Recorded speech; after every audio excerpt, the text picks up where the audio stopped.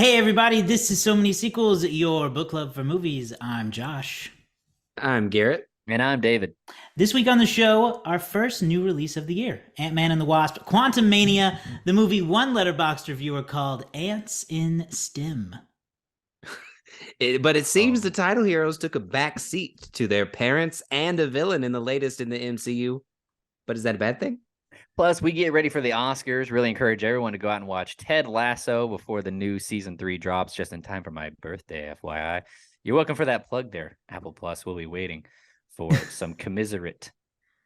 That's exactly right. You can find us. Anyway, sorry. Go ahead. You can find us online, SoManySequels.com. Find all our social links there. And as always, enjoy the show.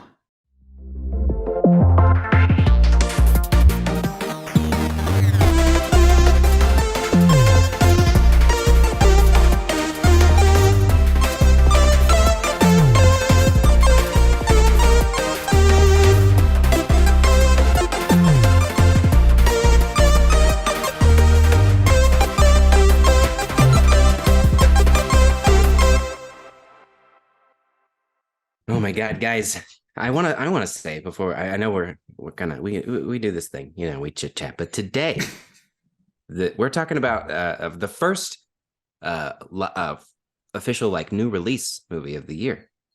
Yeah, that was cool. Yeah, every single movie that we've done for this season has been an older movie, which is new for what we've done for the last few years. We usually open up with some new hotness, so that's true. It's nice. Old and busted. New hotness. Yep. Old and busted. That's where we're going. You can go listen to our reviews later, but I just wanted to say that. I tease that because that's exciting. Yeah, it is. I didn't even realize that. Who'd have thunk? Yeah, it is. This is my first 2023 movies. In the theaters? At all. I haven't even watched anything streaming this year. I usually try to give myself a little bit of time in January, but I let it slip into February.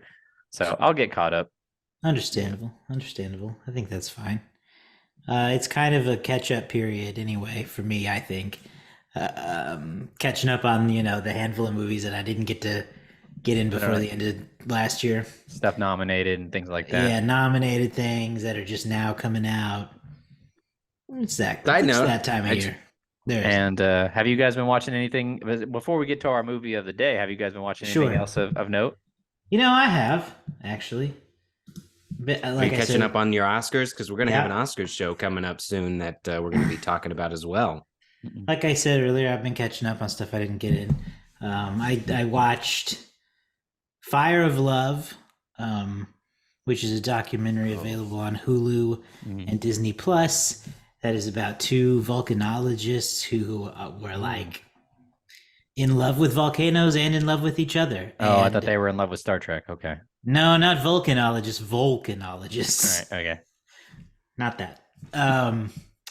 But it's good. It's nominated for Best Documentary this year. Mm-hmm. It's very interesting. Their love of volcanoes is kind of crazy. I was like, I don't know, y'all seem kind of nuts, but that makes you perfect for each other.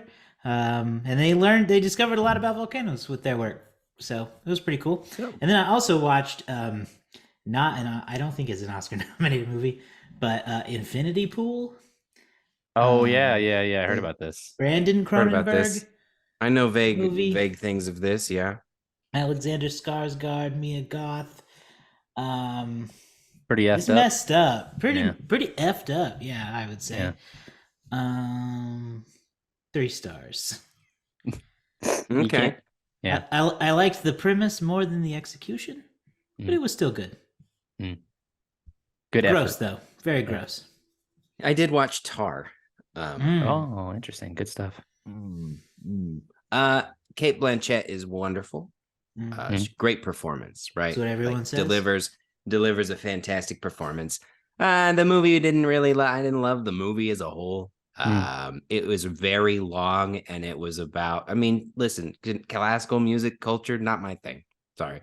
I can understand the story and the connection that it has with other things, but for that as a whole, to drive a movie for 3.5 hours that's based on one person's performance, it's a tough watch. It took me 4 days. So I appreciate the performance that she gave because it truly is great. But the whole thing just I wouldn't do it again. From the outside looking in, I don't think you guys saw this movie, so you can tell me if you did.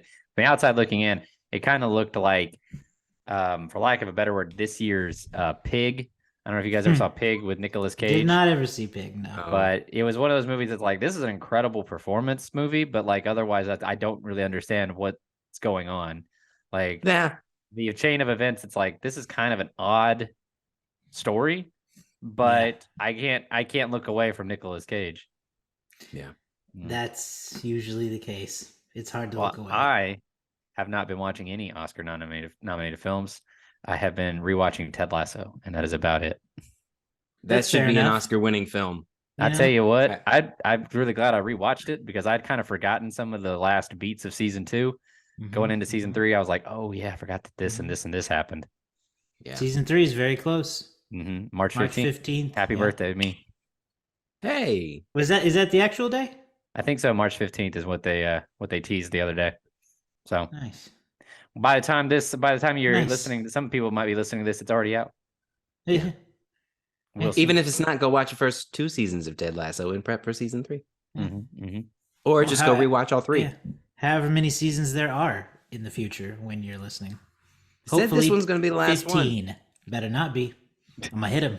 Come for him. What they said. Better not be Apple TV. Hey, did you guys, Josh, did you see that? Did you guys see that? Well, Garrett, you wouldn't have seen it. Did you see that? There's a TikTok about Ted Lasso in season 3, and it's a clip from season 1 where, so over top of Ted, they have put Ted Lasso fans, and then it's him. Okay. He opens the door and he looks and he stands there for an obnoxiously long amount of time. And Rebecca comes out and it says season 3, and she goes, "That was a really long time to wait Ted." And he goes, well, "I appreciate you didn't hurry," and it's just like, that's Ted Lasso. It's been a year and like 8 months. Too long for, Mindy Kaling and BJ Novak. They really hit the nail on the head. It was comedy, but it was true comedy when they were like, "You actors today, we had to do 24 episodes to, a whole year and a half. We'd work on shows and we get like 6 weeks off in the summer. You people with your 13 episode runs, your 10 episode mini series, you people disgust us." It was pretty funny. Not wrong. No. Okay. Well, shall we get into the meat and potatoes of today? Oh, we might as well. You want to do it? Today on the show, we're getting back into the Marvel Cinematic Universe. It's been a minute since we've jumped in. Wakanda Forever. And then Thor: Love and Thunder before that. So, I think that's it. Yeah. It's been a minute since we've got to do Marvel. But they're back this time with the start of Phase 5. Ant-Man and the Wasp: Quantumania. We go back to catch up with Scott Lang, see what he's up to, and we introduce the new big bad of the MCU. We introduced them to movie fans anyway. Kang the Conqueror. Super fans will recognize him from Loki season 1. Oh, that's true. But if you don't watch those shows, this is the first time you've seen him, and that's pretty cool too. So anyway, Ant-Man and the Wasp: Quantumania, back in the MCU. Anybody who wants to go first? Well, level of spoilers.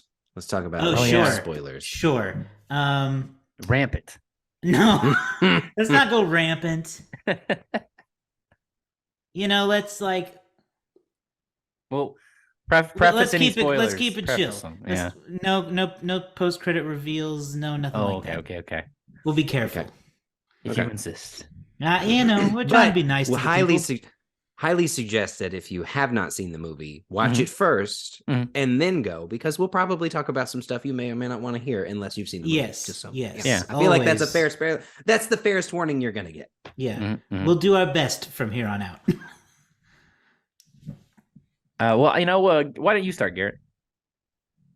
I had low expectation, boys. But one of the things that I did do in preparation for Ant-Man 3 was I watched Ant-Man 1 and 2.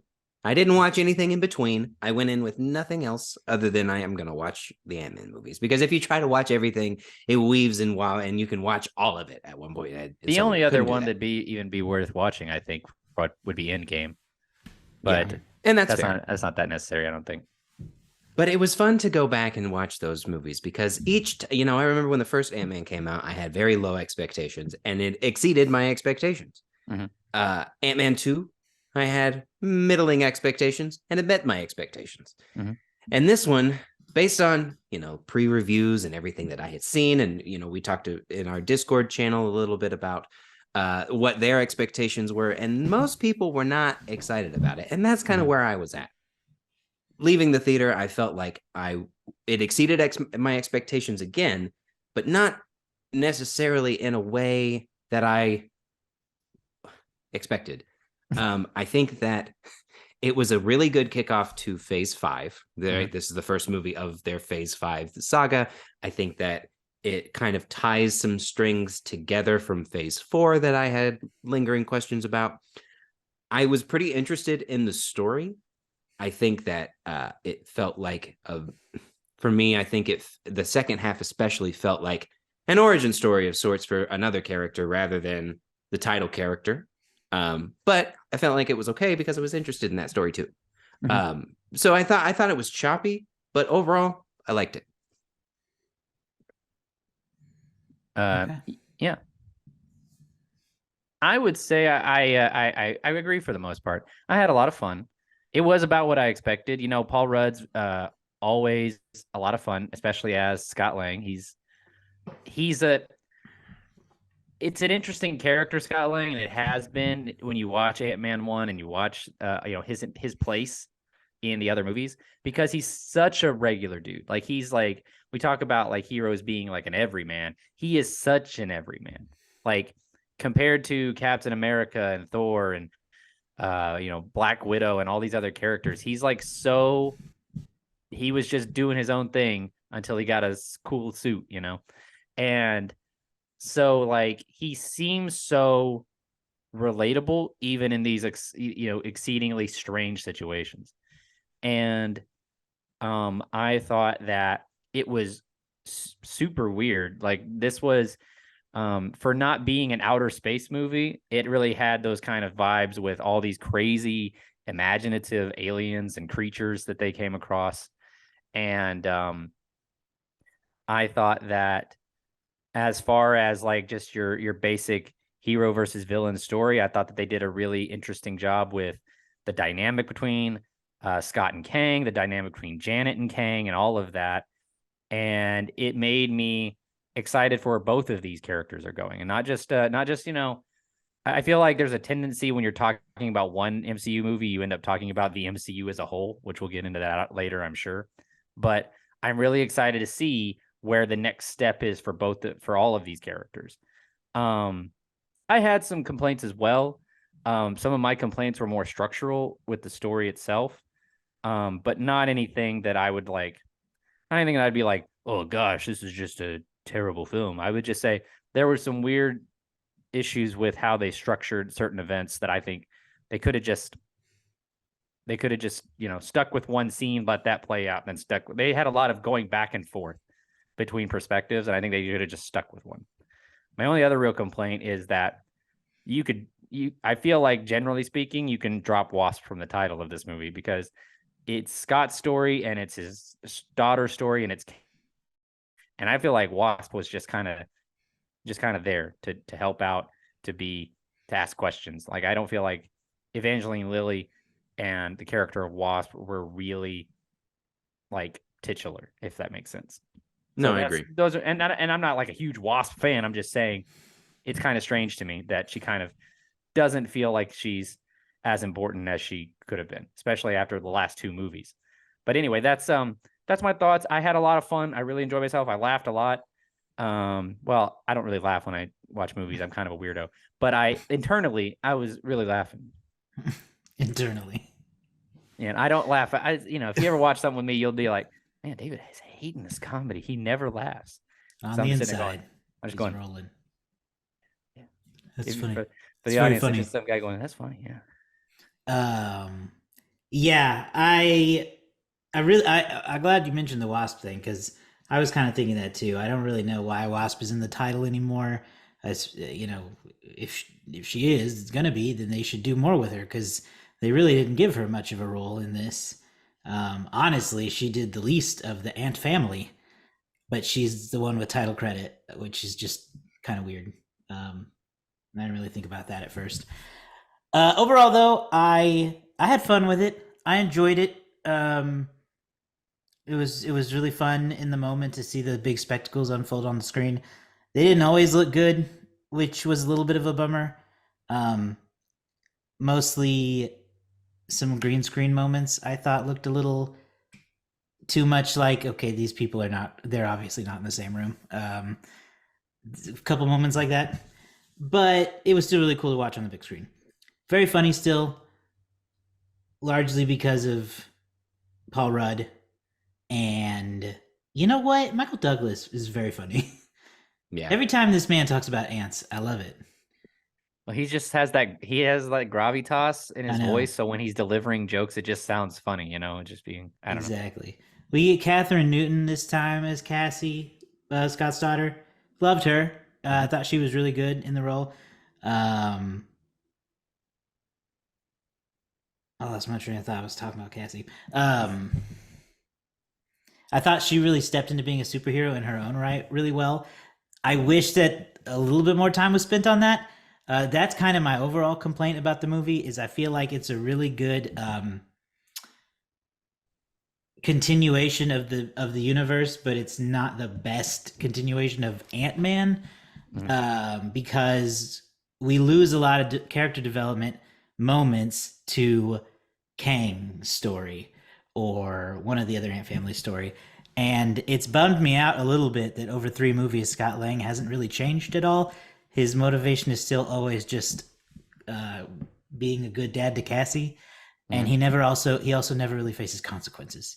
So at some point, I feel like Ant-Man's got to do something or they're just going to keep making the same movie with him over and over. So that's my main complaint is I felt like it wasn't really an Ant-Man movie, but I still liked it. So I'm like squarely in the middle. Yeah.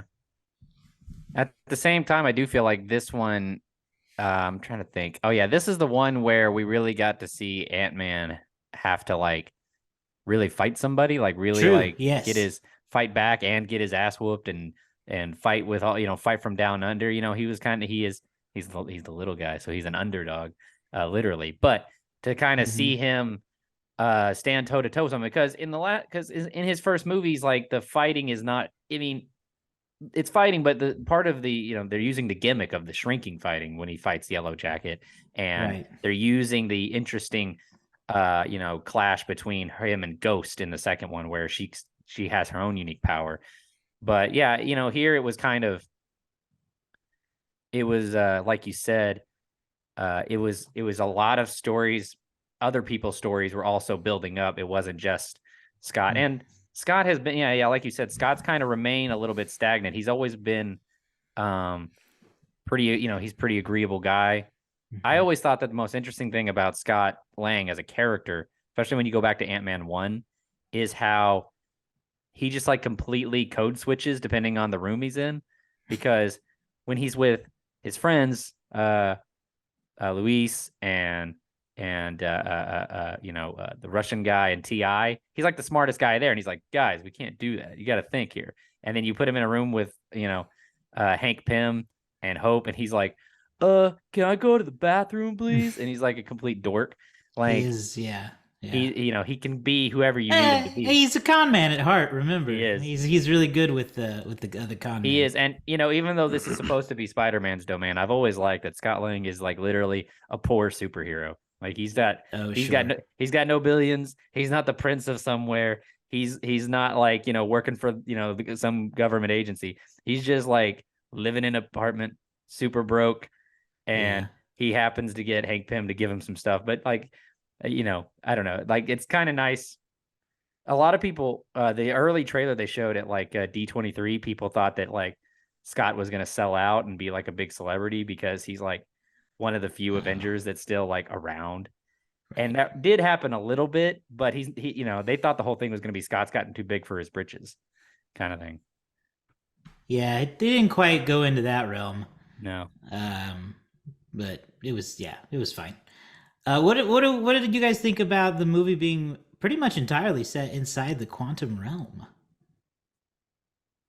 You What do know, you I think, think that is something that they had to go to because um, that haven't been discovered. But that was a big feature of Ant-Man 2, the Mhm. quantum realm and talking about all of that. And so the way, and I think that honestly, that was the story that I was most intrigued by was Mhm. not Scott's journey and Cassie's journey, was Janet and the quantum realm and her connection to Kang.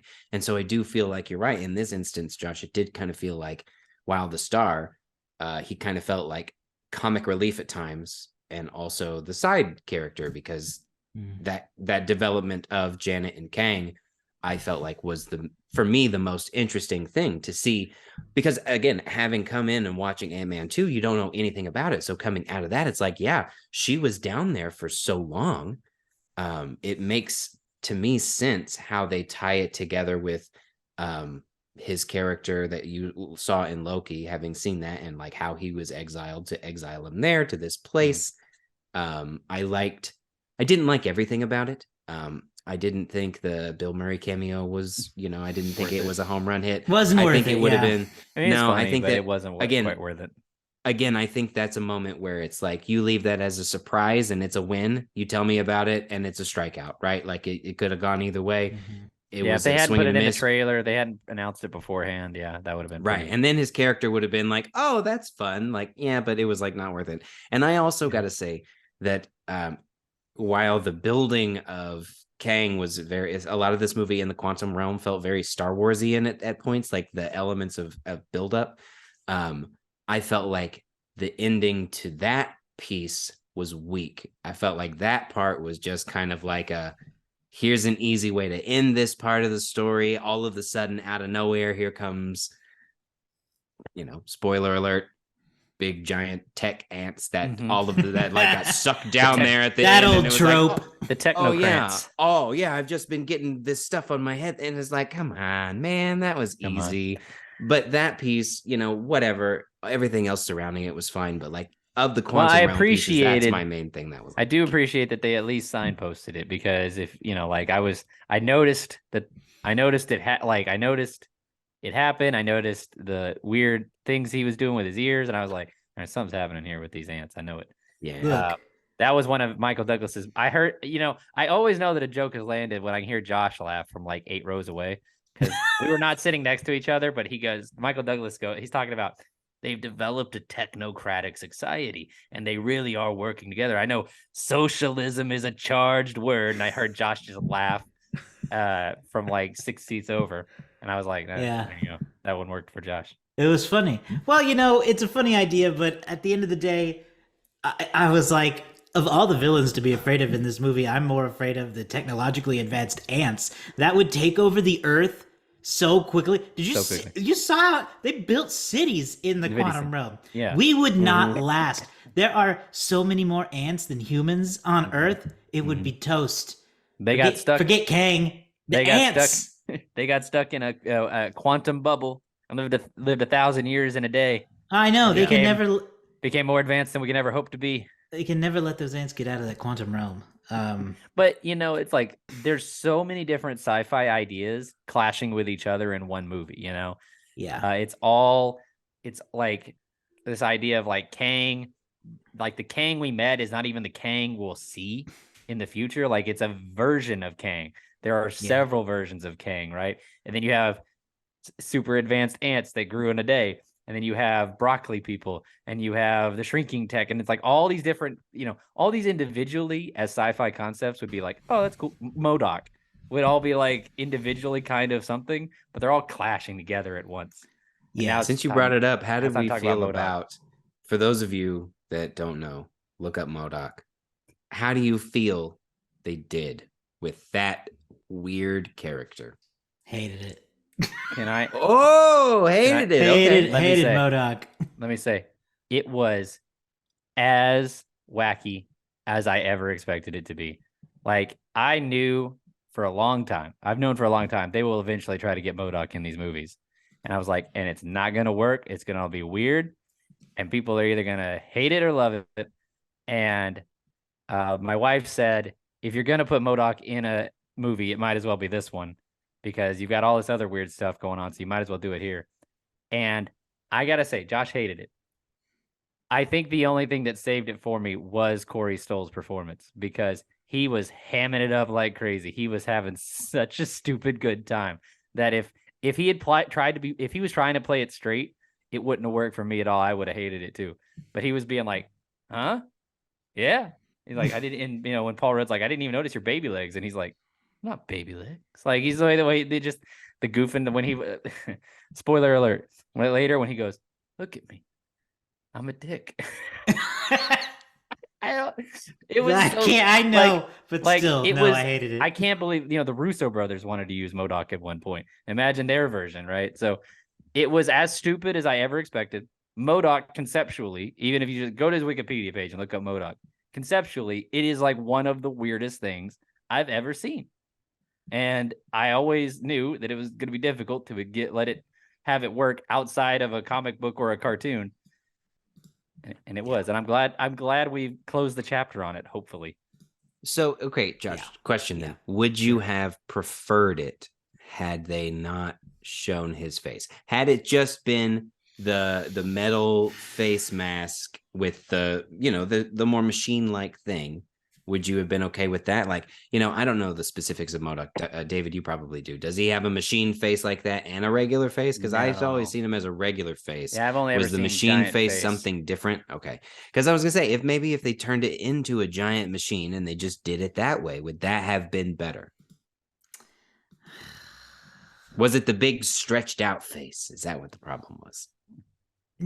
I mean, there was no the problem. The problem was MODOK. Like it's like, Okay. would it have been better? Yeah, but that's like saying I would have gone from hating it to not liking it. Like, Okay. I just think it was too weird of a concept for me, and it made it a little too goofy. And then yes, I appreciate what you're saying, David, about Corey Stoll hamming it up. Still hated that it was that character. I totally get that. I am finding the thinnest silver lining in this, and that was that I also was not enjoying it, but every now and then Corey Stoll would just say something he was playing it entirely for laughs, and that was that was the only way. I liked it. I liked it. Oh, I like when you try. Yeah, I do. I like when you try weird things. I think that this character is absurd and you have to really lean into it. And I think that the only way to make the character itself work, I don't know its backstory, right? So, but like to tie it to Ant-Man, to send it to a quantum realm where weird things happen and you can be like stretched in or modified. I believe that you can stretch my reality enough to believe that. If I can believe there's a quantum realm, I can believe that somehow this guy got sent there. I don't remember how he got there, but he was in Ant-Man 1. He got shrunk down. Oh, that's right. Yeah, he was Yellow Jacket and he got shrunk. And he had some tech, and I can see Kang being like, "Yeah, I'll turn you into a face machine." Whatever. I don't take it seriously enough for it to be anything, and so the fact that they tried it and the fact that they leaned into it being weird, you know what? Points for me. I do highly recommend Google imaging, going to Google Images and look up MODOK, and you can see all the various MODOK designs we've had over the years. And I don't think it was ever really going to work on a serious level. And so that's why. So that's why I'm saying. You could have either done it full CG and it would have been terrible, or you could have done it this way and know that it's dumb and silly and just make it dumb and silly. And I appreciate that rather than try to take it too seriously. I don't know if you guys have ever watched it. I have only seen a little bit of the first couple episodes, but the MODOK series with Patton Oswalt that's on Hulu, it's pretty funny. It's kind of Robot Chicken style, but it's not entirely. I don't know why I compare it to that, but that's just kind of what it reminds me of. Fascinating. And it's pretty funny. Patton Oswalt's good in that. Interesting. Yeah, no, didn't work for me. It's a no for me, dog. It's a no for me, dog. Overall, though, I like the quantum realm world that they built here. Yeah. That's why I wanted to bring it up.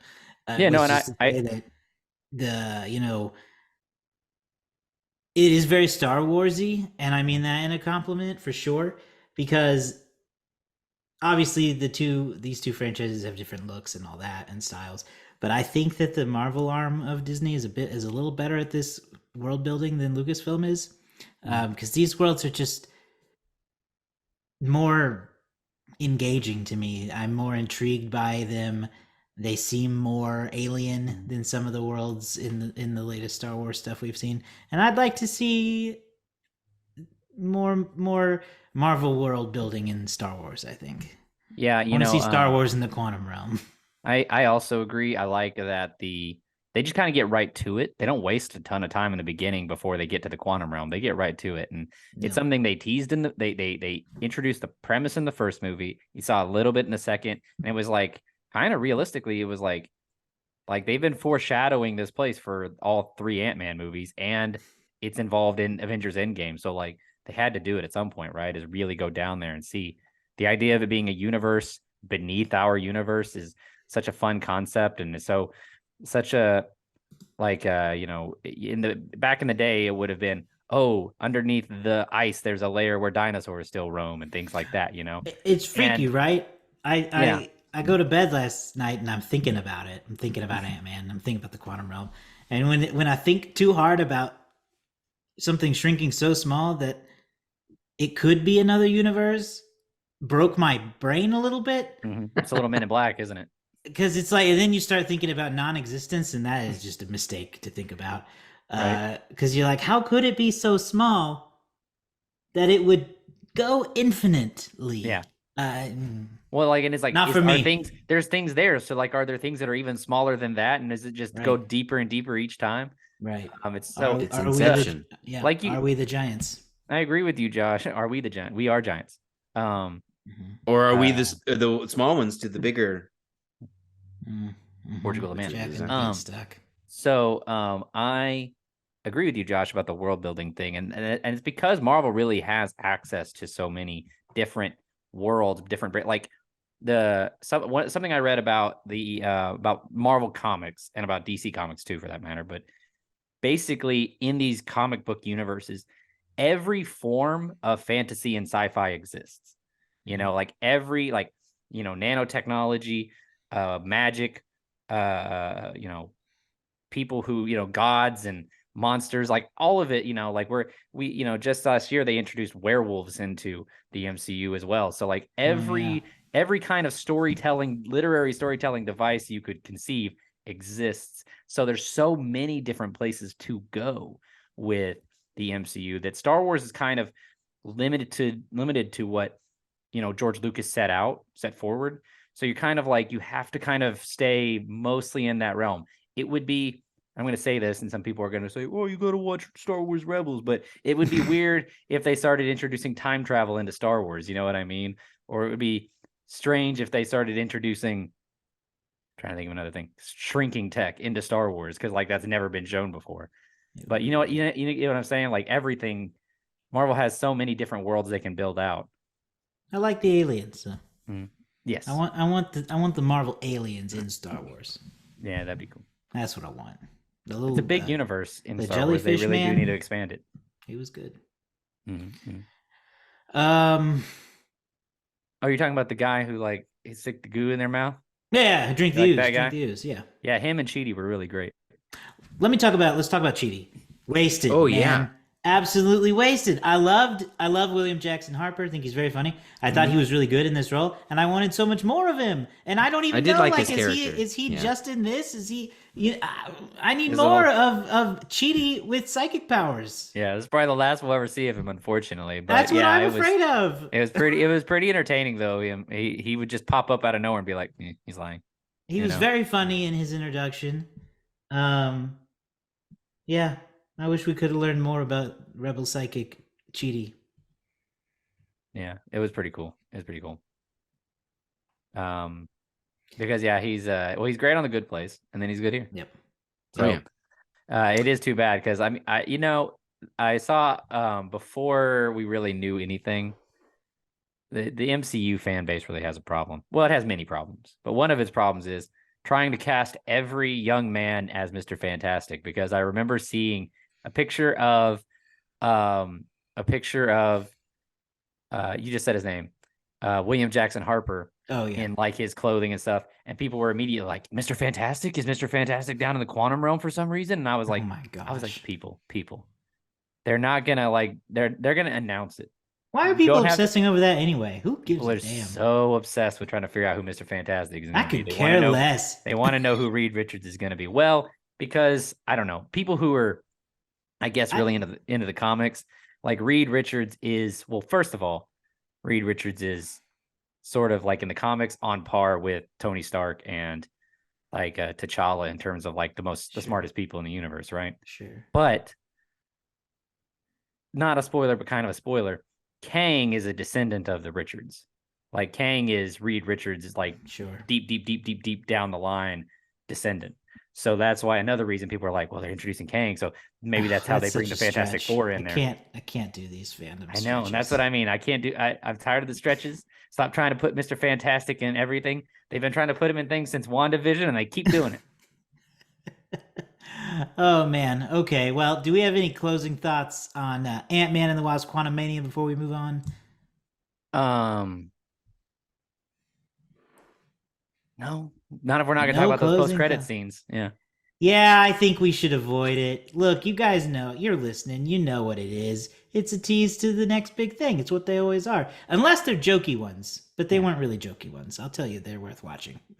I will add, because we didn't mention her, Michelle Pfeiffer, great in this, but also, Oh, sure. Yeah. I do appreciate that The whole Ant family is great. really good. I appreciate that Jonathan Majors has been given a real task here. He played this version of Kang very differently than he played the version of Kang that's in Loki. And we got to see, we're going to see, I think, a lot of different versions of Kang. And it looks like to me, he's going to play all of them differently, which is such a cool idea and a cool concept. And I really appreciate that he's going that as from an acting standpoint, him finding new ways to play this character. Again, I mentioned it, but I think that Michelle Pfeiffer and Jonathan Majors are the main drivers of the most interesting story of this movie, in my opinion. I was the most intrigued when they were on the screen. Mm-hmm. Well, they had a history. That was really cool. They had a great history that was unknown to us. I wish it would have gone into a little more depth because it was super interesting. But a lot of that's, man, those two were just so good together. Jonathan Majors is really making me excited for what he's bringing to the MCU. And it's just great to see Michelle Pfeiffer really shine in these movies too. You know what I like too is that going forward, so kind of like looking into the future of the MCU, the next time we'll see, like I think place, like we might see some in post-credit scenes, but the next time we're really going to see this story pick up is going to be a little while, because Guardians of the Galaxy probably not going to deal with this very much. The Marvels may not deal with this, may deal some of it, who knows. But like I like that it's not going to be like every movie is going to be the next step towards Kang. Some movies are going to be, some movies will have that, some of them won't, and so it's like there's going to be a little bit of time between. Like probably the next place we're going to see a lot of this is probably in Loki, because that's how that season ended. Anyway, but yeah, that's about it. I enjoyed myself. I had fun. All right. Tiny complaints, but I don't even feel like they're worth airing. If there are no more closing thoughts, let's talk about opening weekend box office, shall we? I believe that is available to us. It is. And it is a pretty good weekend, I will say. I need to, somewhere, I have a little chart of how every MCU movie has done, so I could like reference that. But Ant-Man and the Wasp: Quantumania has domestically opened to $104 million in its 3-day open. That's about $98 million ahead of Avatar: The Way of Water in its 10th week, which brought in 6.1. Magic Mike: The Last Dance, which I didn't even realize was out, has brought in 5.4 in the number 3 spot. Puss in Boots, which is also kicking around in the top 5 still in its 9th week. Listen, I gotta interrupt for a second. Puss in Boots: The Last Wish has broken into the top 100 of all time on Letterboxd. I've heard a lot of great things. That's insane. News. Yeah, I've heard a lot of great things. Puss in Boots 2. is up there with like Seven Samurais. Oh man. Anyway, go on. I had to break. Seven Samurai is such a good shout too for like being like, oh, can you believe it's sitting up there rubbing elbows with Seven Samurai and Paper Moon or something like that, some 1980 movie. So Knock at the Cabin rounds out the number 5. Just outside the number 5 is 80 for Brady. 4-day is looking towards they're estimating about 118 when you count tomorrow, because it is President's Day on Monday, so it is a 4-day weekend. So they're looking about 118 million. So before I move on to where that sits in the the whole thing, the first Ant-Man brought in just 57 million in its opening week, and at the time people were saying, "Wow, Marvel's first flop," right? With that, and would go on to finish with 180 in the United States. So already Quantumania is about close to like 60% of what Ant-Man made in its run. Ant-Man and the Wasp brought in 75 million in its opening weekend. So here you are, 104 for this opening weekend, and Ant-Man and the Wasp, kind of like John Wick, just keeps getting better with each movie in terms of box office returns. So on the year, Ant-Man and the Wasp has already jumped out to the number 1 spot for the year, passing by Megan and Plane and 80 for Brady and Knock at the Cabin. So I don't imagine it'll stay there. There are going to be some other big movies this year, but right now, Ant-Man and the Wasp leading the way. When you extend that to worldwide, Quantumania has had a pretty good overseas opening as well. Brought in 239 million overseas to give it a worldwide total of 350 million. 357 million, excuse me. Go Ant-Man, go. And that's about it. Some people are probably going to talk about this release and whether or not it is, whether or not it's a good release for Ant-Man. And people are trying. There's that idea that the Marvel movies are failing. That they went woke and now they're going broke. And when you look at the grand scheme of all MCU movies, 104, 118 million. That's about average. Like it's not overly high, it's not overly low. So we'll see where it finishes, but can't really say just yet. But I'll throw it to the letterbox game, of which I am the current king. Hey, he's got the trophy. I have my trophy. The owner, he's got it. Yes, thank goodness. The shine! Look at that glimmering, that pure, real gold. It's beautiful, really. It's beautiful. Oscar, eat your heart out. I'd like to thank the Academy of Letterbox for having such an easy guessing system. Such an easy system to guess. It's actually not that easy. You just get lucky for a couple weeks in a row, and it's true. Or you know it, you're the Letterbox king. Well, listen, fellas. Letterboxd is not overly kind in their reviews of this movie. As I look through some to read out loud. Sure, they're not. I'm gonna start with my favorite one because I find it the most relatable. 1 star. MODOK is a crime against humanity. Totally agree with that. Let me get back to this is a longer one, but I feel like I need to read it because it's very aggressive. Okay. 1/2 star. Wow. This is the most popular review. Beginning to think the MCU is a money laundering front, because where is the budget going? This is one of the worst looking films I've ever seen, even by Marvel standards. Incompetent across the board, and at 30 films in, it's inexcusable for the biggest franchise in the world to be churning out films this bad. Kind of wholeheartedly disagree. I mean, maybe it's because I'm wearing contacts for the first time in like 10 years, but I didn't think it looked that bad. 2 stars. It took me 31 films, but I finally am starting to empathize with Scorsese. That's one for the film nerds. For the cinema. Luis could have saved this movie. 2.5 Disagree. stars. I don't listen. We can talk about Luis real quick because we didn't, but I did miss Luis, but I don't think that there was a place for him really. Unfortunately, in this movie, I just don't see how he could have been. I mean, they put Scott in Luis's role, really. Mm-hmm. Yeah, I don't know. It would have been. They could have done a thing where Luis is in the in the regular world and he's trying to get it fixed. He's trying to fix the machine from their side and he doesn't know how. And then like the ants teach him or something like that. That could have been a humorous subplot. But like other than that, I don't know. It'll be fine. Michael Pena is great. I hope he gets work elsewhere. Michael Pena instead of MODOK. Make Michael it Pena work. as MODOK. That would have Oh, been. man. There you go. Uh, Scotty, man, look at a giant head, man.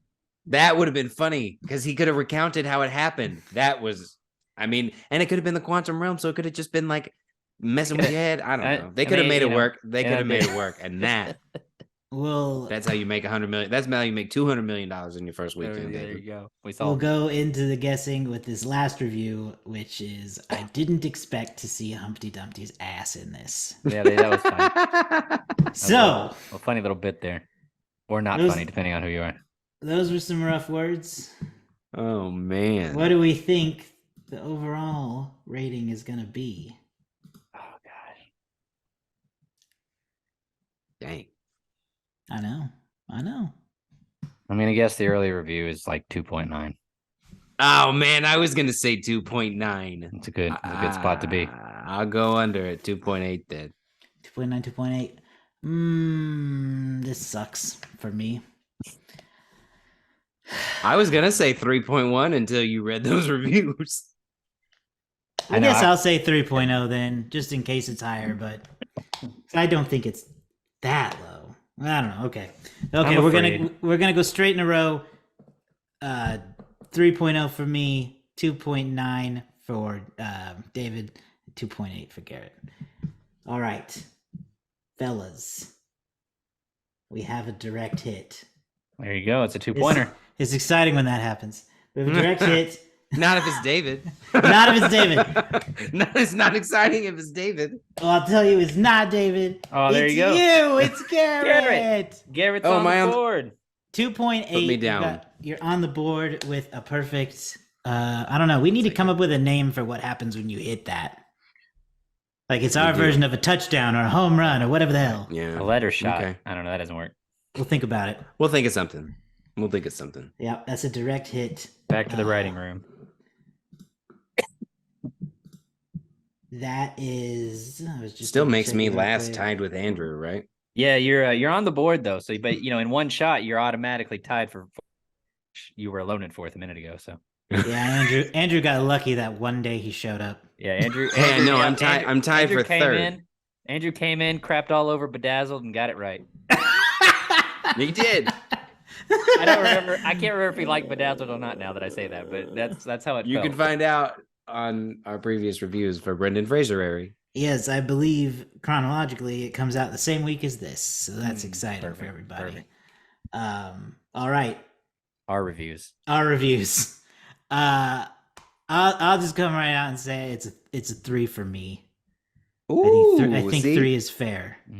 Oh man, you went. It's good. It's good. I just have issues with it. But here, this is gonna cause a problem. I'm sorry. Oh no. My rating is gonna be 2.5. Oh goodness. Well, whatever. We take the consequences of what happens. I'm going to give it an enthusiastic 3.5. Oh wow, dear me! All of this is not what I expected. No, I'm stunned. What did you expect? A 4 or something? No, I didn't expect to be last. I thought Josh would have rated it very, very low. I'll be honest. I expected Josh to hate it all around. Well, you were wrong. But I gotta say, again, I give it a low score, but I base it on like how would I describe this movie to someone that's going to see it, and I would say that this movie is okay, and that's a 2.5 for me. Like there's no real issues with it for me. It's just okay. It is so there's a little bit of when I'm rating these MCU movies, just because it's such its own thing now, that I kind of am rating it within what the other movies in relation to them more so than other films. Like compared to the Fablemans, this is a waste of time. But compared to Thor: Love and Thunder, I had a tremendous bit more fun than I did. I almost gave this 4 stars just because I was like, this is what I expect when I go to see a Marvel Studios film. But I enjoyed it. Maybe it'll look worse on my big screen TV when I get home. But for me, I had a lot of fun. I recommend people go see it. So yeah. What was the average, Josh? Go ahead. I'm It's sorry. probably it's like a 2.8 No. or let's 3.1 see. is probably our average. 3 from me, 2.5 from Garrett, and 3.5 from David. That is a 3. Which with Letterboxd Pretty close. 2.8. We're pretty I don't know close. what happened to you. David, your sound went out for some reason, but No, that's Oh, that's there as you go. close as we can get. You know, That's exactly right. as close as we can get to 2.8. Yep. Sometimes, even though all our scores were surprises to us, we still got there, and that's what matters. Mhm. Okay, that's our first new release of 2023. We'll have more soon, but if you're listening to this as it's new, we've got Brendan Fraser continuing through the rest of February before we move into some more fun stuff for March. So be sure to follow us online. You can go to somanysequels.com and find links to all of our social media channels. And you can go to whatever your favorite podcasting app is, search for us there, and on YouTube. And finally, on Patreon, patreon.com/somanysequels.